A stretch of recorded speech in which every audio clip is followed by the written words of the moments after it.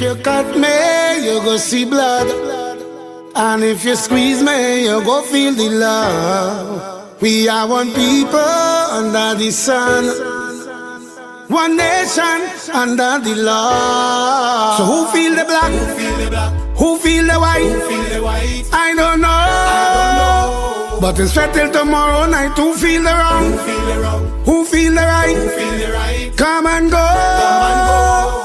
And all who feel the too bright, let me jump up, let me wind up, party non-stop. Ramage dingole kelkete, we come to play mass. Every creed and class, don't let nothing pass. Like a ready TV, all the love inside away.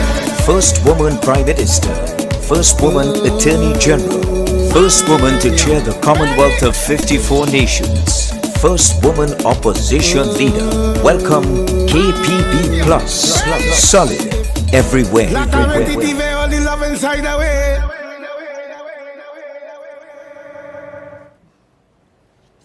Thank you very much. Good evening to all of you. As we join you here again, let's thank Councillor Derek for helping us to host, and Women's Officer Kenya Charles. Please, let's give them a round of applause. We thank all of you for joining us here in person, and of course all those locked in on this Monday virtual report. I want to thank our colleagues who spoke before me. My colleagues are Vandana Mohit, MP, give a round of applause.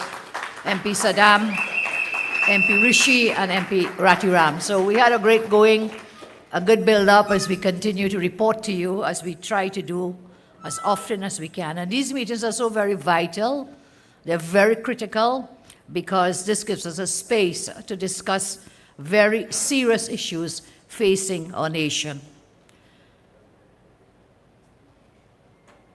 We try to bring the bread and butter issues. I heard Vandana on my way here, a great contribution about the suffering as schools are poised to reopen shortly, and the troubles that parents and children are facing. Dr. Rishi talked to us about the health sector.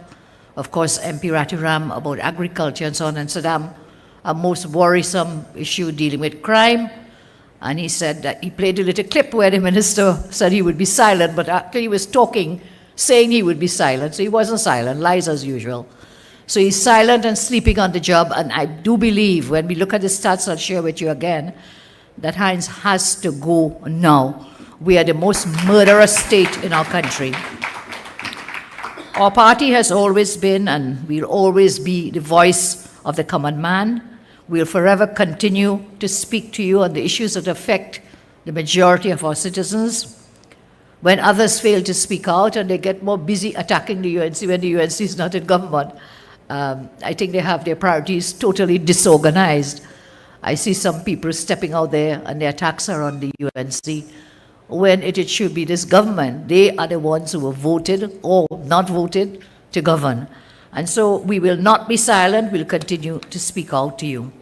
But before I get to some more serious issues, I think I must say thank you to all those who helped us yesterday for our football festival, UNC Festival. Congratulate the sponsors, the organizers. I mean, it was a tremendous event. Those of you probably were not there would have seen the social media. And I want to thank the team who helped put it together. Of course, it's Team UNC. I want to thank the persons who actually participated and all the colors and all the T-shirts and the uniforms. It was a tremendous event. So let's say thanks to all of that. In particular, I want to thank our General Secretary, Peter Kanhai, DJ Tank again, yes. And of course, the entire effort was led by our MP, Arnold Ram. So let's give Arnold and his team a round of applause. Senator Roberts, MP Sicharan, MP Amin, Women's Officer Kenya Charles. There's one shot I think will be one photo. That is the most outstanding photo of the entire festival, the football festival. That is with Kenya with her legs up in the air and her head back. I think we should post that picture like the #1 picture of the football game. As you know, Kenya has been a national women's football player for TNT, and she demonstrated that yesterday, as did so many others. I want to also thank Nicholas Morris and Angie Benjamin, always there on the sides, in the front helping, and to all the teams who participated. But, you know, Team UNC, many teams we have, subcommittees that help. Some help more in some events, some help less. And I have to congratulate Team Pointe-a-Pierre. Yes. See, we have some Pointe-a-Pierre people here tonight. They were brilliant in their play, as with so many other teams. It was a nail-biting finish with Mayaro coming a very close, tight second. So let's give Mayaro a heads up as well. 3-2, brilliant. And the third place winner, of course, Diego Martin Notice, I believe. Let's give them a round of applause.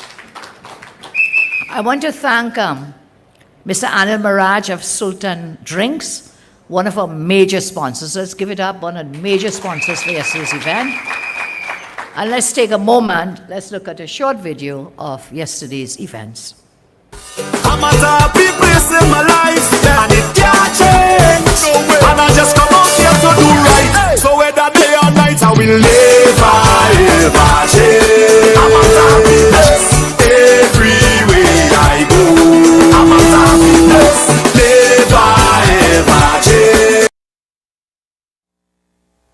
Thank you. Just a short clip of what happened yesterday. And of course, MP Khadija was also brilliant on the actual. You know what? I was also very impressed with Tahaka. Now, Tahaka wears glasses.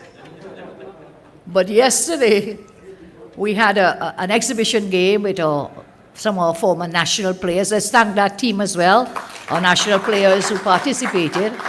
And then there was a team with some MPs and some also ran. So there was a team of UNC, so it was Team UNC and the national players, and Tahaka got the job of being the goalkeeper. Now, I'm told the day before, because the tournament was Saturday and Sunday, I was told the day before that he got some damage. But yesterday he was absolutely brilliant. So the national players, they were brilliant, but they were only able to score one goal against our pick-up UNC side for that game. And it was Tahaka who blocked. So I'm saying he doesn't wear glasses. He wears glasses, but when he was goalkeeping, he was not wearing the glasses. So I asked him after, I said, Tahaka, how did you do that? He said, don't worry, boss. When it's coming close, I can see. It's when it's far away. And it came close and he was able to stop it. So thanks so much to all. Now, that football tournament festival was part of a series of events we have been having over this month of the parliamentary recess, the month of August.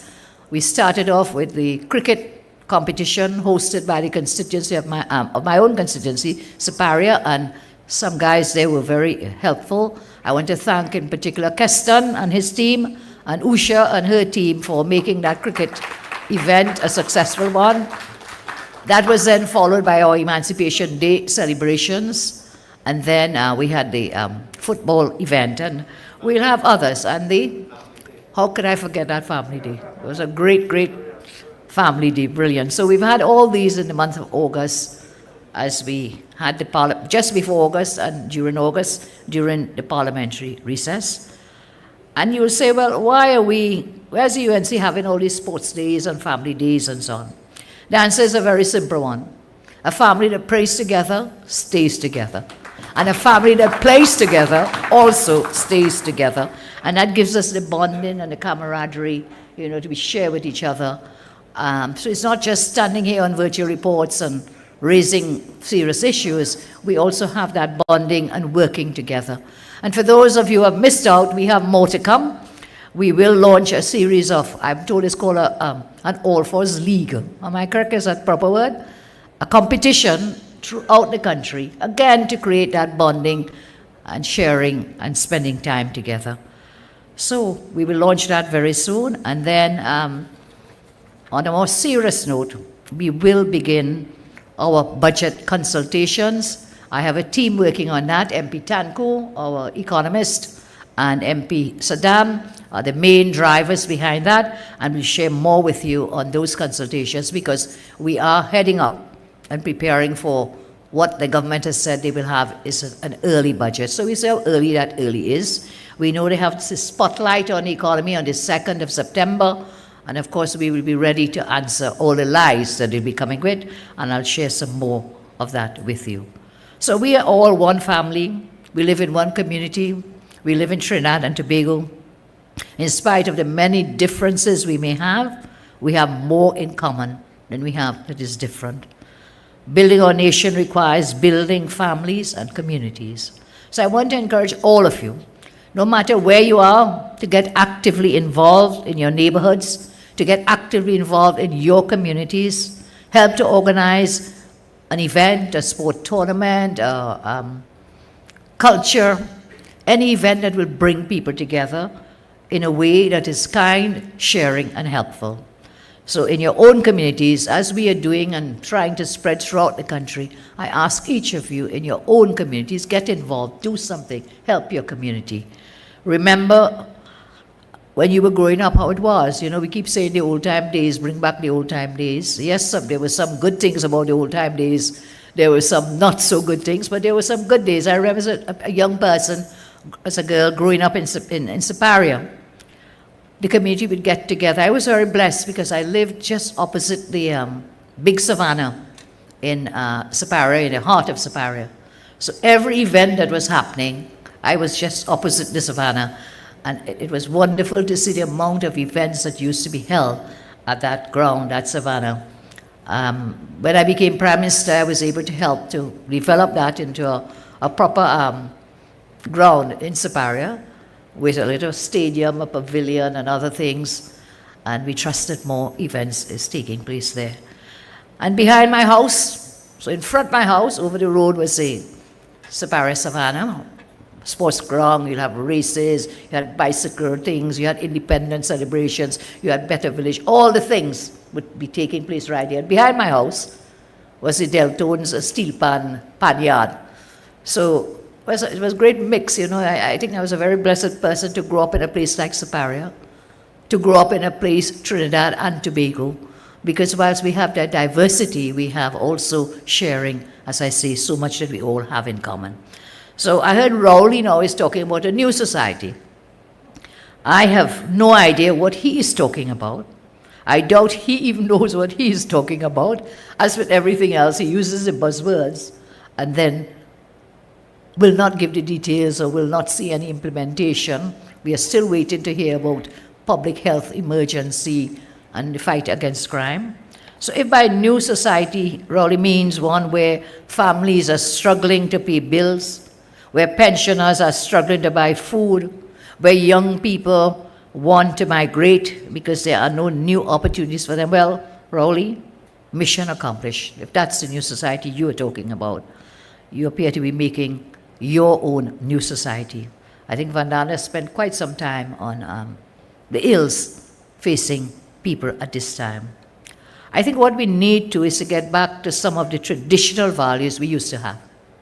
And as that pertains to community life. When we place value on our family and communities, when people were proud of their communities, and especially when we felt safer in our own homes, that's where we need to go to. Those are the values that UNC stands for, and that is a nation TAT will become again when the people of Trinidad and Tobago return the UNC to government. And in the meantime, we keep working. Do not ever give up. Never, ever give up. I told you last week that the government will come again with their fake news about the economy and the recovery of the economy. Well, it started. The Minister of Finance has started a dangerous trend of using data that only he has access to. So the minister is using data or stats for a fake recovery of the economy. If the economy truly recovered, you would be able to afford groceries in the supermarket or in the regular markets. If our economy truly recovered based on oil and gas revenue significantly above budgeted prices, as the minister claimed, where are the deposits into HSF? So that was to be a favorite area of yours, and we need to look at that. Have they made any deposits into the HSF? Because according to law, if the prices go above the price that you budgeted, higher than that price, then you have to make deposits into the rainy day fund, the Heritage and Stabilization Fund. We have seen no evidence that they have placed monies into the HSF based on the increased revenues from the increased prices of oil and gas. So, if the economy recovered by the $5 billion that the Minister of Finance claimed, why then are families paying up to $500 more per month to travel to work and to school? Each month you're paying more. Why? Where is this $5 billion that you say that you have? That is a false recovery. It is false data. So let's look at the true numbers as put out by the central bank, because we cannot trust the Minister of Finance and his interpretation. I told you last week, and I repeat it again, the famous book, How to Lie with Statistics, and that is a fake recovery that the Minister of Finance is using data that only he has access to. So I will look at the central bank data that is available. Now, the main measure of growth in an economy, or an economy doing well, is what is called GDP. I told you that last week and I repeat it again, gross domestic product.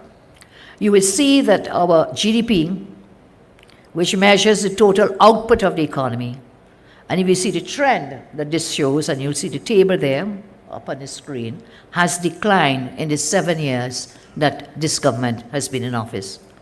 We do not subscribe to the economy according to Imbert. The CSO published a GDP for concluded calendar years 21 at TT $136.4 billion. This is 2021 from the CSO, representing a decline of $6.7 billion, 4.7 from 2020. And that table will show you that when the base year 2012, when we were in office, GDP was at $165.7 billion. By 2015, the last year of my government, we had taken that upwards to $171 plus billion. $171 plus billion. What this means is, in spite of their noises of creating macroeconomic stability, they have presided over a decline in national output to the tune of $34.6 billion, a decline of $34.6 billion under this government. It means that our country generated $34.6 billion less than the last year under this government than under the government I led in 2015. So the numbers are there. The 2015 numbers, my last year in government, $165.7 billion, and now, $171.0772 billion, and now under Rowley, 2021, a drop by $34.6 billion in 2021, and we'll still have to await the numbers for this present fiscal year 2022. So that decline in output has been squarely addressed by this government in the past 6 years. GDP growth does not measure individual benefit from national output, but it does provide a framework to look at the general level of opportunity in the country. So if that output, gross domestic product, national output is falling, what happens? Investors, whether they be domestic investors or whether they be foreign investors, they use GDP growth as a back of the envelope indicator of prosperity in a market, how to conduct and where to conduct their investments, whether to enter into investments, whether to increase investments, or whether to withdraw. Well, the evidence in the data is very clear. Investors have withdrawn. The data shows that the economy has regressed by 7.4% in 2020, and disputed talk of the Minister of Finance further 4.7% in calendar 2021. I say we await 2022. So the economy is severely contracted, and yet you have this Minister of Finance who will stand up and boast each time he speaks about recovery, about growth, when the data is very clear that he is far, far away from anywhere near the truth. And why is this important to you? We talk economy, we talk about these things, and you say, well, that's not important to me. It is exceedingly important to know that base data, because that is what will determine your quality of life on a day-to-day basis. That is what determines whether there are jobs in the market, whether you can get a job, whether your children can get a job. That is what determines it. So the economy is vital. But then, I always say, it doesn't matter how great your lifestyle is. If you're dead, none of it matters. So two vital areas we have serious issues with. The economy to create jobs, investment and so on, and growth, and then the crime stats, which, as I say, I'll come back to you. But, you know, I have no problem with people holding this agri-expo and so on. $7 million spent for this agri-expo, I'm told. Is it 7? Where is 8 million? Okay, 8 million. Well, yes, that's a bigger more, $1 million more. $8 million spent. You know, I wonder how many persons sitting in that Napa place, how many of them ever plant cassava or edos or corn? How many of them went out to do fishing or how many? So they were all sitting in Port of Spain. How many farmers we have in Port of Spain, by the way? In a venue in Port of Spain, dressed up in his jacket and tie and so on, spending $8 million for what? How is this Agri-Expo meant to attract foreign investment in agriculture? When all the indicators show us that investors are fleeing, leaving Trinidad and Tobago, we have reverse investment due to the red tape, due to corruption, due to crime. Our ease of doing business has consistently fallen under this Rowley government. So instead of fixing the structural problems which keep back, deter investment, this regime instead just wants to put on a pappy show. And I saw some really strong farmers. I think Safras was there too, with Angie, if I'm not mistaken, and others, and Ravi Ratiram, Taxi and others. Some brave people outside there. I saw them move them from one spot to another spot to another spot. They kept moving. These people were protesting outside there, saying, well, look, it's a puppy show. It was a puppy show inside the Napa, $8 million and all, but not going to help us. How will that help farmers who have to face larceny, pretty larceny all the time? How have they helped any farmers who struggle with the high costs of fertilizer, feed, chemicals and so on? Nothing. So a talk shop sitting inside there. And let's wait and see what happens. We have so many of these puppy shows, talk shops, a lot of big talk and then no implementation, so we'll wait to see. Look at how the fishermen of our country are left completely on their own to fend for themselves out at sea, facing pirates, murderers, thieves, traffickers. What help do we have for them? How has the PNA helped any of these real farmers with real issues facing them? They have offered nothing but lip service in some cases, and in others they neglect completely the plight of farmers and fishermen. I wonder if you'll remember when Rowley himself said we didn't have enough land here for agriculture. When I called for us to invest more in agriculture, Rowley said we don't have land. Today's man is the biggest mouth talking about agriculture. Look at the clip here on the video, please. Because it's easy to pronounce. Big word, but pronounce it very easy. Agriculture. Meaning what? Peasant agriculture, like most of our parents have been familiar with, or agriculture that's commercial, or agriculture that's of an international scale. Well, for a start, we have no land space in this country to get involved in agriculture, to get the... In his own words, we have no land space to get involved in agriculture. Just a while back, this week he's all over agriculture. It's a new word, a newfound love for agriculture. So there he is. We have no land for agriculture. What has changed, Mr. Rowley? What has changed except the puppy show that you had up this week there in the Napa building? Since January 2021, I have been asking that we prepare for a looming food crisis. I warned, 20 months ago that we must prepare for food crisis. 20 months later, everyone's shouting about food crisis now. The UNC was ahead of everyone, warning our country. I want to show the article up on the screen, please. Food crisis warning. 20 months ago, the UNC was out front warning of this food crisis. In January of last year, I started calling on government to take steps to start preparing for the crisis. 20 months later, we see they have now woken up. 20 months later. What I don't know is how the expo is going to solve problems we are currently facing. As I said earlier, will that expo clear drains? Will that expo help lock up thieves of people's produce?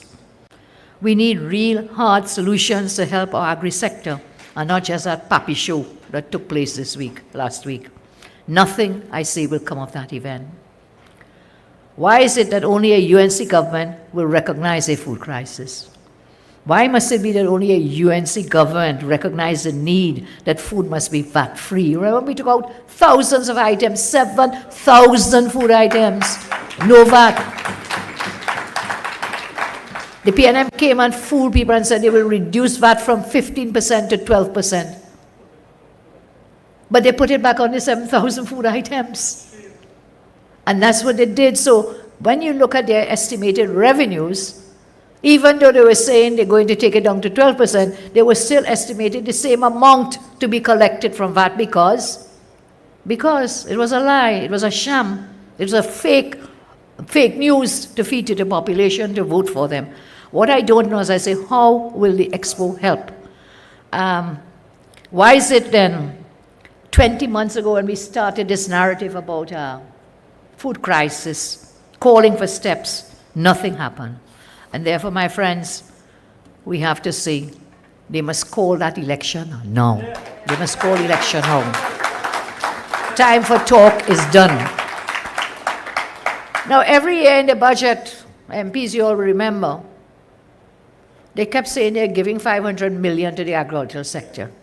Every time it's on the books, yes? 500 million. Up to today, not a cent out of that has been given. And they will continue, they'll come back in this budget shortly to lie again. To lie again. I have to spend a little moment here on a very tragic incident that happened. The very tragic death of 7-year-old Hope. Hope. A tragic murder of this 7-year-old child. As a mother, grandmother, you are fathers, grandfathers, brothers, yes? Sisters. The death of this innocent child and other innocent children strikes deeply in our hearts. There's so many facets of this story that are so heartbreaking. First, little Hope lived with her mother in what appears to be very, very difficult circumstances. Getting by, a little shack, no water, no electricity. Hope's mother, I am told, I've read this in the newspapers, suffers from mental illness, that she also spent time institutionalized.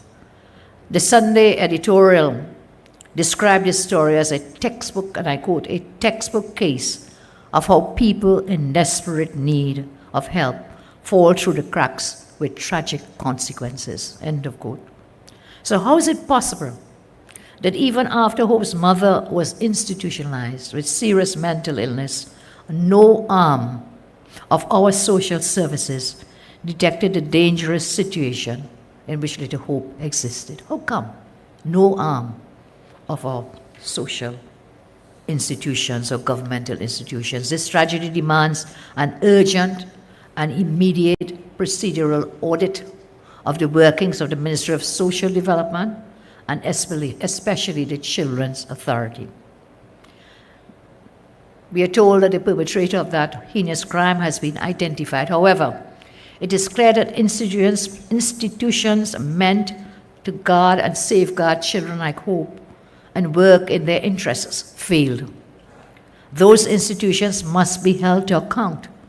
Otherwise, strategies such as these will occur again, and that is completely unacceptable. Many of us have become immune to the daily accounts of horrific killings and violence plaguing our country. It wasn't that long ago that thousands of us took a symbolic stand against the violence of a young woman with the candlelight vigils. I think Saddam mentioned the loss of, and God rest her soul, Andrea and others across the nation. Ashanti Riley, Andrea Barrett. And sadly, this government arrogantly ignored the cries from those vigils. They continue to fail in ensuring attention is given to curbing the now out-of-control crime rate.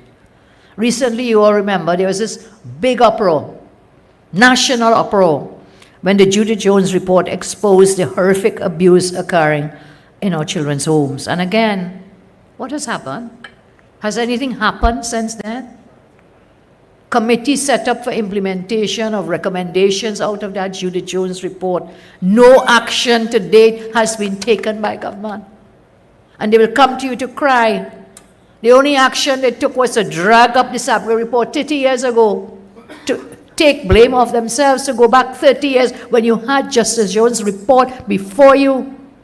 You held it for months before you even laid it and brought it to the public attention. And after you did that, you set up some committee, a task force or something. Up to today, nothing, Ayana, nothing, Rowley. That is under your ministry, Prime Minister Rowley and Ayana Webster Roy. What has happened with that report? Nothing. Just shifting blame always from themselves, whilst our people, our young people, continue to die in horrendous circumstances. That ruse backfired, to go back that 30-year report and so on, because it made mention of members of PNM pedophile ring, PNM pedophile ring, PNM pedophile ring. That report had talked about it. And so when they went back 30 years, that became the news again. And we are told that that still exists, abusing children in state care. Today, the government has yet to take any action in protecting valuable and vulnerable children under state care. In fact, Rowley's appointee to the Children's Authority, Nicola Harvey Mitchell, remains always silent on everything. And so perhaps we should ask her to attend our next family day. Then maybe the media might feel compelled to ask some questions. Where are you, Nicola? What are you saying? What does the family unit have to say? What does the Children's Authority have to say? Whilst our children are being murdered, abused, and terrified, where are you? So there is now a whole lost generation under Rowley. An entire lost generation under this government. The expression that the Express used in the editorial that I quoted for you to describe the murder of young Hope, may her soul rest in peace. We pray for her. Those words are so tragic. They are so tragic when they said she fell through the cracks. She fell through the cracks. Many of you are so desensitized when it comes to crime, but I want to ask you all here tonight, do you all want to live in a country where 7-year-old children are left to simply fall through the cracks? Is that the kind of country we want for ourselves? For children, for grandchildren, where children, women, young men, they fall through the cracks? Is that what it is? Is it that when they die, when they're murdered, what is happening? You're falling through the cracks. Is that how we see it? Where's our care? Where's our love? And where's our hope? Because that hope has gone too. A nation stands by and allows innocent children to fall through the cracks. Is that a nation that is indeed a nation? Or is that a totally failed nation and failed state? The government is simply standing by, doing nothing as children like Hope fall through the cracks. This government is in fact working to make sure the cracks get bigger and bigger and bigger. So more and more are falling through the cracks. We know, for example, that hundreds, maybe thousands of students have fallen out of the official school system. They have also fallen through the cracks since the lockdowns. Once again, government can tell us nothing about their plans that they have to integrate these children back into the school system. Are they also falling through the cracks? They appear, as I say, to let more and more children fall through the cracks. Again, I repeat my call for migrant children. They have fallen through the cracks too. And we say, oh, it's foreigners. We don't care about them. That could be your child or mine in another country. I repeat my call that I made last week for the migrant children to be allowed to attend schools. I call on the denominational schools. If the state schools wouldn't take them, the denominational schools, please, we must take these children in, because they are falling through really huge cracks. And the conditions they are living in, what is going to happen? Because they will also become burdens on the state. If they do not get to go to school, then what is the future for them and for us? Because if they fall through the cracks, then the rest of us will fall through with them, because they will grow up here. Government has legitimized them to stay here, You think they're going back anyway? You think the government going to send them back? No. Thousands of them are here with their children, and you're letting those children fall through the cracks to grow up to become what? Criminals and bandits? We have to help them again. I repeat that call. I ask you how many families you know are struggling on the breadline. We do not know because this government refuses to collect real data on unemployment. How many parents have now fallen into depression? They face serious mental health issues. How many children are now directly impacted? This will be the legacy, as I say, of this government, the Rowley government, their legacy of creating a lost generation. That is what is already happening. For 3 years, our children not in school, no laptops, could not access learning. That is a fallen generation. That is a lost generation, and you know it because we meet them and speak with them. We see the families. We come in contact in the communities with them. They are falling through the cracks, and this government cares nothing. Not a thing do they care. This is a generation of families and children abandoned and neglected. And so I say, as people of this country, we must get up and demand more. We must call the election now. We must call on them now. Too much is happening. There's just too much. Enough is enough. We have to take a stand. You know, we said we feel the tension, we feel the pain, we feel the worries, the struggles. Yes, we feel it, but what are we doing about it? There's some who will sit this day and write, armchair politicians, writing letter to editor, writing columns in the newspapers. That's all they do, just sit and talk and talk and talk. Will do nothing. Will stand up and get nothing done. That is why I commend those people who went in the outside the agro expo there to make their voices heard. I commend those people throughout the country who will stand up and make their voices heard because that's all we can do. Politics is a civilized form of war. In days of old, you know it. When you had a dispute, what did you do? You pick up a stone and pelt them down. You pick up a weapon and damage them. You pick up the gun, the sword, the axe, whatever. That was war, real physical war. Today we must have peaceful war. Today we must have civilized war, and that is what politics is about. Politics is civilized warfare. And so we must stop this sitting back and sitting down and complaining. We must get up and get things done. And that's what we in the UNC, we will continue to do it. And we ask you to join us. Let us join together to bring this government peacefully and legally out of government. That is what we must work to do. Do you know where the murder toll is now? You know what the murder toll is? You know, we read the numbers every day. 14 in one weekend dead. Yeah, all right, okay. Again, we become like stone walls. We turn off. The murder toll in our country now stands at 372 persons murdered. And we are in August. We have rest of August to go, September, October, November, 4.5 months to go. And how many more? More murders and days, yes, more murders and days. 372 murders thus far, this year alone. I told you last week, and I'll repeat, since the Rowley government came into office, over 3,000 people have been murdered. Over 3,000 persons have been murdered in this country. And what do we say? Well, another murder. Each time we open a newspaper, another murder. Look at the chart. Every time the PNM is in office, look what happens to the murders. The murders increase. When we were in government, we were able to bring down serious crimes in this country to the lowest ever in 33 years, in 3 decades. One analyst says if this continues,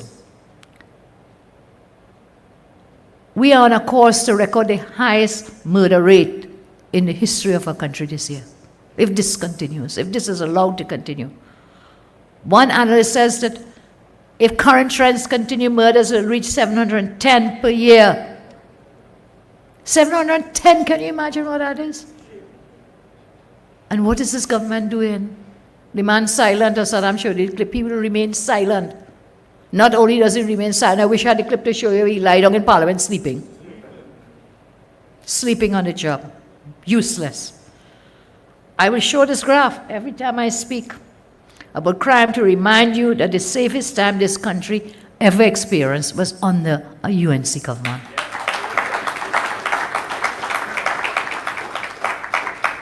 And what is a big plan to deal with the crime? Well, we're still waiting on this, what is it, public health plan that they had to deal with crime. And Mr. Jacobs, with due respect, sir, how making the officers wear this uniform, old-time uniform, is going to help fight crime? How? Mr. Jacobs says, we're going to change the uniform. I don't know why. Is it you spend more money to go back and buy the old uniforms? Well, they might as well put them back in the short pants. You remember those days? Any of you young like me to remember the days when the police officers would be walking in short pants? I mean, what does it matter? How is that going to help this horrific crime rate that we have in the country? How will that solve murders, the killings that have become the norm under this government? And so I say, it doesn't matter how many times the uniform change, it will be the same khaki pants. We'll be back in the same khaki pants. Which is to say, literally and figuratively, yes. It's the same khaki pants that the murder rate continues to rise. We see that Heinz has been reduced to marching for peace. Marching for peace. Last time he marched somewhere, they kicked water on him, you all remember that? They wet him down, as Ian Allen would say. Imagine the one man with the power to fix crime is marching instead of doing what we pay him to do. Heinz was marching against himself, basically. That's what he was doing. It's easy to march anyway when you have a security detail following behind you. So he marched with his whole detail marching behind him. Right now, hundreds of thousands of citizens are afraid to walk the streets, even in their own neighborhoods. And they're afraid even in their own houses, in their own households. Heinz, if you want to march, resign. Go now, Heinz. Just go, just go, just go. Then you could march wherever you march out. Just go, Heinz, go. Look at your record. 711 persons murdered since he became minister. Under his watch, November last year, 69 murders was the most murderous month in the history of Trinidad and Tobago. November last year. And we had him back there again. He has been condemned by the Prison Officers Association, 2nd Division officers. They say he's a waste of time and one who should be immediately fired. Our lifeguards have lost confidence in his leadership. They have said publicly, and I quote, he doesn't have a clue what's going on with the lifeguard service. He plays politics with people's lives on the beach. There's the lifeguards who fall under him. Immigration officers have demonstrated he is not up to the task of supporting the efforts and leading them. During 12th, 13th, and 14th August, there were 14 murders on the Heinz, followed by 6 murders on Monday and 5 murders on Tuesday of the week. That is your record, Heinz. And you are still sitting in your office collecting $50,000 a month. For what? Look at this headline. Front page of the Express. Do we have it? Do you agree? Yes. Heinz must resign. Yes. Heinz must resign. Yes. Heinz must resign. And the refusal of the Prime Minister to fire him tells us something. It means that the Prime Minister doesn't even care. Everyone is telling Heinz must go, saying, looking at his record, what is the Prime Minister saying? Well, he's silent too, is he not? He's also silent. When crime is out of control, you have a Prime Minister who has nothing to say except to come and talk about public health emergency. I think the only public health emergency we have in the country is Rowley himself and his government. That is a public health emergency we have, and they must go. They must all go. And then we see them, they interfere in every institution. They interfere in every institution in our country against the law, contrary to our Constitution, contrary to the separation of powers doctrine that has governed us and governed democracies like ours. It is well documented how this regime has launched an unprecedented assault on every independent institution in our country and on our Constitution. They have attacked and assaulted the EBC, you all remember that. They have attacked and assaulted the Police Service Commission, you remember that. They have attacked and assaulted the Central Bank. And they have turned their guns now on the judiciary. When you see the judiciary goes in a country, then all law and order goes, all things fall apart. everything will fall apart. The center will never hold when you start to interfere in the judiciary. Our constitution is the supreme law of our land, but the judiciary is the guardian of that constitution. And when you interfere with the judiciary, you interfere with the very pillars and foundations of a democratic society. And we've been saying that all along. They are on the road to dictatorship. And this latest move of interference in the judiciary tells us they are going too far. They have gone too far. The PNM must go. Just call the elections now. Just call it. This weekend, MP Rambali highlighted the news that another dangerous break of our constitution is taking place. Early in August, the Criminal Bar Association put forward a proposal that 6-day prisoners be released to commemorate our 60-year anniversary of independence. Since that proposal, there was not a single word from the government, from the Attorney General, from Rowley, from any of them, if they were considering that proposal. Now, lo and behold, thanks to anonymous sources, it is revealed that staff members within the judiciary have been instructed to help with a mercy committee. Help with a mercy committee. In fact, we now know that since August 8, 13 judicial research councils, together with the registrar's office, have been going through court documents and compiling a list of persons they think eligible to be pardoned. We have also learned that this process has been halted due to persons contracted COVID, so they had to pause for a cause. It was only when MP Rambali issued a call for clarity on the issue that the judiciary sent out an unsigned press release confirming everything. This is a flagrant violation of the law. This is not how constitutional pardons operate in our democracy. The PNM cannot entrust members of the judiciary on whom should be pardoned. This is total madness. This is total dictatorship.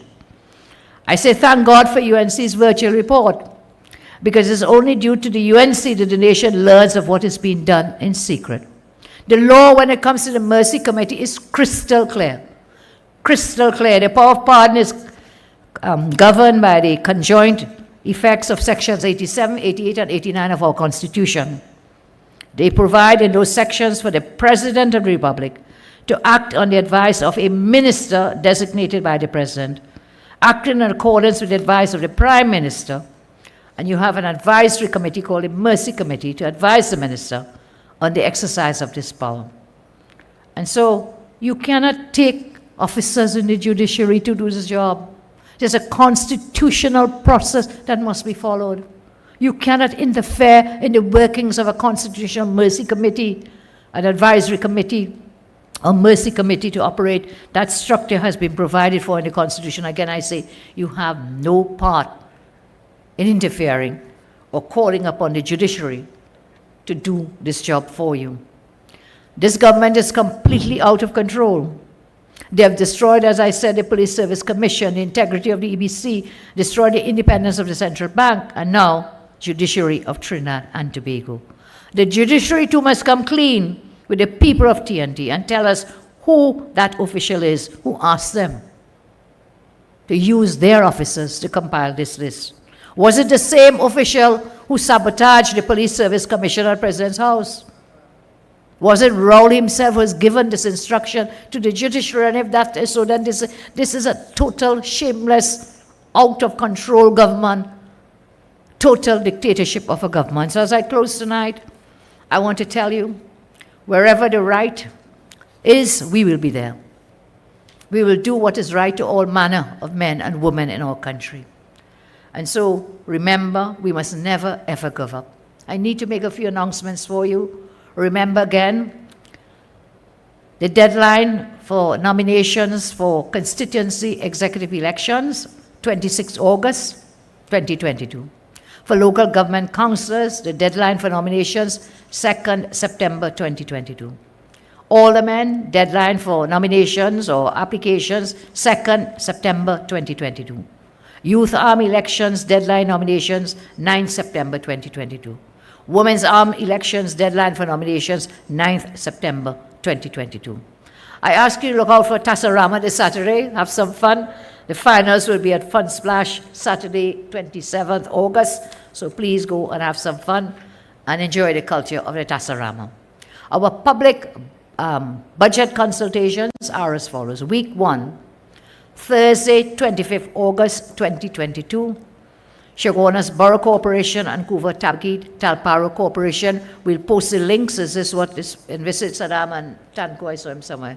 MP Tanko, is it a virtual or is it a public consultation venue? It will be held this first one, Thursday, 25th August 2022 at the Chaguanas Borough Hall.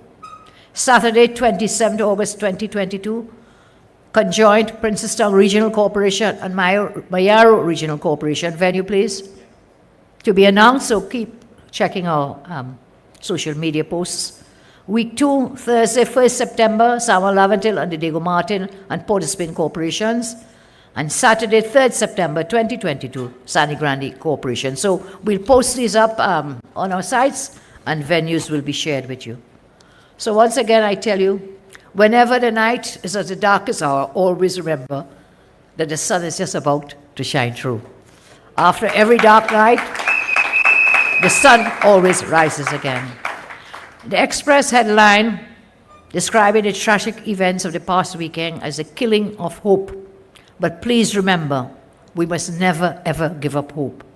This wicked regime can do all manner of crimes to us, but we must never let them break our spirit. Never ever lose hope and never ever give up. We will fight with our last breaths for you in the UNC and outside of the UNC. And as I always say, you have had leaders before me. You will always have leaders after me, but you will never ever have a leader who loves you as much as I do. Thank you and God bless you all. Thank you very much. Yeah. Ooh. Belly. If you cut me, you go see blood. And if you squeeze me, you go feel the love. We are one people under the sun, one nation under the law. So who feel the black?